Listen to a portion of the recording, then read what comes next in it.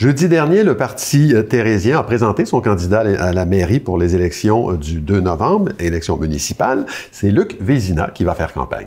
Oui, Claude, Luc Vézina, qui est conseiller municipal à la ville de Sainte-Thérèse depuis 30 ans.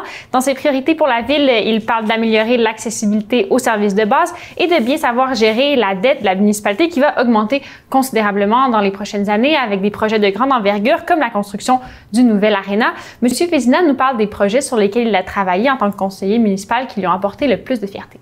J'ai présidé le comité pour l'interdiction des pesticides dans la MRC. Et on a réussi à interdire tous les pesticides dans notre région. L'année suivante, le gouvernement du Québec a pris notre règlement et il l'a appliqué à l'ensemble du Québec. Et c'était une fierté. Ensuite de ça, on a eu l'usine de filtration des eaux qu'on a améliorée. On a mis en place un programme de réparation des infrastructures.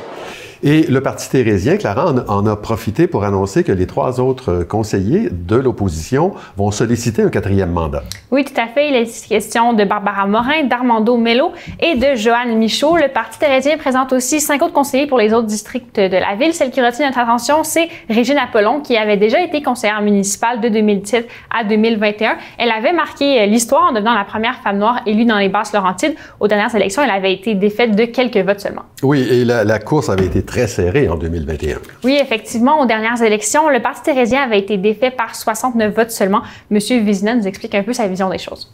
On avait fait une très, très belle campagne. Puis les gens, ils voyaient notre campagne, écoutez, c'était sûr qu'on gagnait. Puis les gens, on ne va pas voter, on n'ira pas voter, vous allez gagner. On était tellement fiers de nos réalisations que les gens, ils n'ont pas été votés. Donc, quand tu es un parti qui veut prendre la place d'un autre, les gens qui ne sont pas satisfaits de l'administration en place, eux se déplacent et vont voter. Voilà, Claude, reste à voir comment ça va se jouer cet automne. Pour le moment, il y a 2 partis qui sont enregistrés à Sainte-Thérèse, le Parti thérésien et le Parti citoyen de Christian Charron. L'équipe de M. Charron n'a pas encore organisé d'événements de lancement de campagne, mais a tout de même confirmé que M. Charron et les conseillers Michel Miette, Jacinthe Prince, Héloïse Bélanger et Mylène Morissette se représentent pour les élections qui se tiendront donc le 2 novembre prochain.